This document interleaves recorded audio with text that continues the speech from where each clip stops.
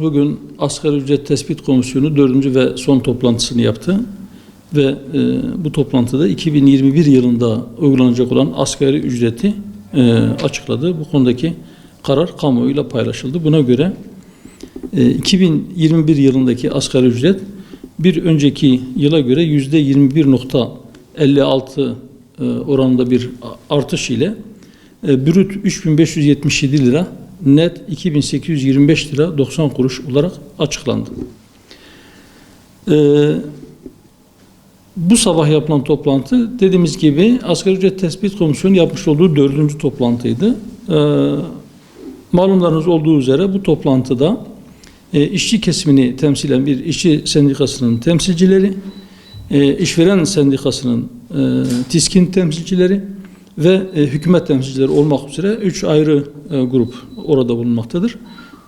Özellikle son birkaç yıldır hükümet adına toplantıya katılan bakanlık ve bakanlığın temsilcileri tarafsız bir tutum takınmak gibi bir pozisyondalar. Oysa olması gereken şey bu değildir.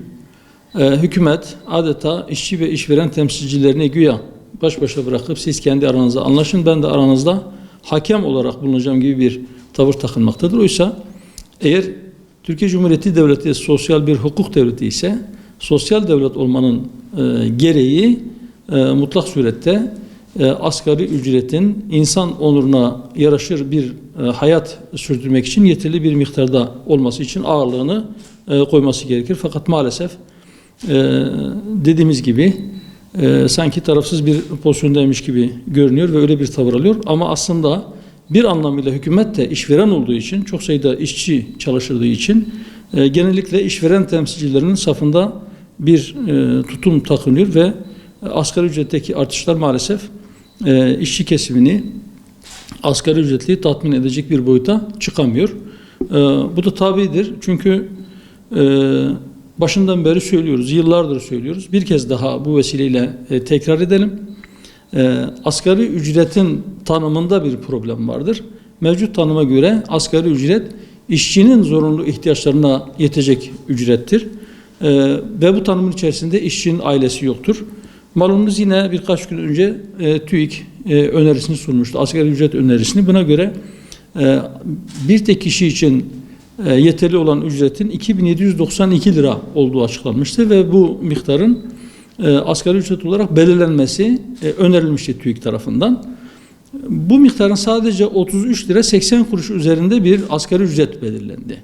Yani günlüğe vurursanız ortalama 1 lira civarında TÜİK'in önerisinin üzerinde bir ücret belirlendi. Şu anda brüt 119 lira, günlük net olarak ise günlük 94 lira 20 kuruş bir asgari ücret belirlenmiş durumdadır. Asgari ücretin tanımının içerisine işçinin ailesini yerleştirmeden asgari ücretin işçiyi tatmin edecek ya da onun karnını doyuracak bir seviyeye çıkması mümkün değildir. Çünkü bu şekilde tespit edilen asgari ücret tek başına yaşayan bir kişinin hayatını devam ettirebilmesi için ihtiyaç duyduğu giderleri karşılamaya yetecek bir ücret olarak belirleniyor. Oysa yine kanunlara göre çocuk yaştaki kişilerin çalıştırılması yasaktır, mümkün değildir. Evli ve çocuğu olan birilerinin sadece asgari geçim indirimiyle vergiden bir miktar indirim yapılmak suretiyle çoluk çocuğunu, ailesini geçindirmesi mümkün değildir. Bizim bir önerimiz daha vardı. Bu yıllardır dile getirdiğimiz bir öneriydi. Özellikle bu yıl diğer muhalefet partileri de hatta bütün işçi sendikaları da aynı şeyi tekrardan söylediler. Dediler ki asgari ücretten vergi alınmasın. Evet, biz yıllardır söylüyoruz ve şunu da hatırlatıyoruz. 2012 yılında mecliste bir anayasa uzlaşma komisyonu kurulmuştu. Orada o gün mecliste grubu bulunan 4 partinin temsilcilerinin tamamı şu konuda anlaşmışlardı ki asgari ücretten vergi alınmasın. Ama hala asgari ücretten vergi alınmaya devam ediliyor. Eğer şu pandemi şartlarında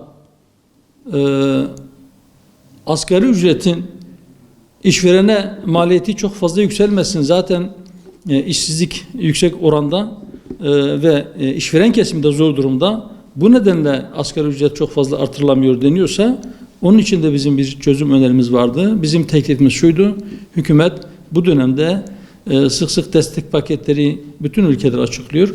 Elini daha fazla taşın altına koymalı ve asgari ücretliden işçi namına kesilen kesintilerden bir kısmından hükümet feragat ederse bu konuda bir rahatlama olacaktır. Şu anda işçiden kesilen %1 işsizlik sigortası, %14 SGK işçi payı ve %15 gelir vergisiyle birlikte toplam asgari geçim indiriminden sonra bile 750 liranın üzerinde sadece işçiden bir kesinti yapılmaktadır. İşverene maliyeti 4200 lirayı geçen asgari ücretten 1377 lirası toplamda kesilmekte ve geriye kalanı işçinin cebine girmektedir, işçiye ulaşmaktadır. Önerimizi tekrarlıyoruz.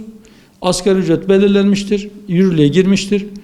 Fakat hükümet vergi mevzuatında yapacağı bir düzenlemeyle bu geçici de olabilir.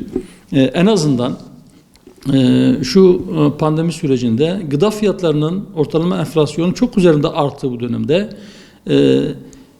kazancının neredeyse tamamını veya yarısından çok fazlasını sadece karnını doyurmak için harcamak zorunda olan asgari ücretliden, işçiden vergi kesintilerinde yeni bir düzenleme yapılarak vergi kesintilerine son verilmeli ve hatta sigorta priminin işçiye düşen kısmı yani %14'lük kesintisi de bir dönem en azından şu pandemi sürecinde işçiden alınmayabilir. Ancak bu şekilde işçilerin hayata tutunabilmesi sadece zaruri ihtiyaçlarına yetecek bir ücrete kavuşması mümkün olabilecektir. Bu vesileyle ben